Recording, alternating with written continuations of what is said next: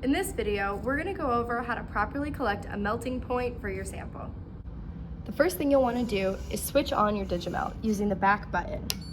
Once you have it turned on, you can go ahead and set the start temp. You can use the up arrow or the down arrow to adjust the temperature that you want.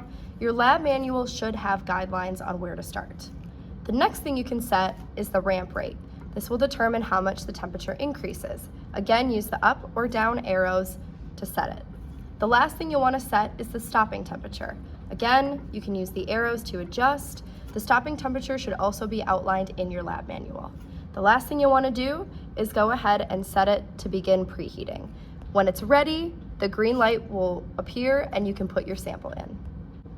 The first step is to take one of these capillary tubes and gently tap the open end into the vial with your sample. Make sure to tap gently so you don't accidentally break the tube into your sample. If you do break a tube, just make sure you put it in the broken glass container in lab and get a new capillary tube. Once you have your sample in the tip of the capillary tube, you can go ahead and put the face open side up and drop the tube through the hollow glass tube in lab.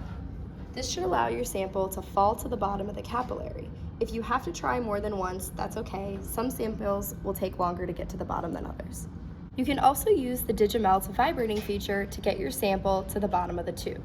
You can go ahead and place it in the holder and hit tube tapper, and it will help shake your tube to get all the sample to the bottom. It's okay if you need to hit it more than once. Once your sample is ready, you can put it in the main holder in the Digimelt and hit start so the light goes from ready to melting.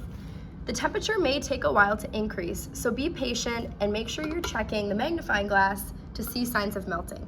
Your melting point may take a little bit of time to occur, so it's important to remain patient. If you want to keep checking for signs of melting, you want to look for what is commonly referred to as sweating. Sweating occurs when the solids or crystals in your capillary tube begin to move around and turn into liquid.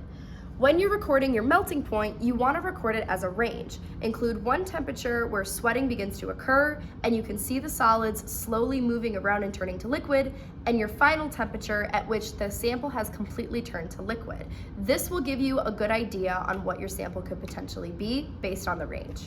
One thing that's important to keep in mind is if you have impurity in your sample, the melting point may have been shifted. So while you're recording your melting point, definitely make sure you're checking all the possible ranges for what you think your sample may be.